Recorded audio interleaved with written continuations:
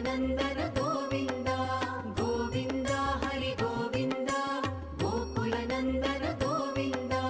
नित्य निर्मल गोविन्द नीलमेघ श्याम गोविन्द पुराण पुरुष गोविन्द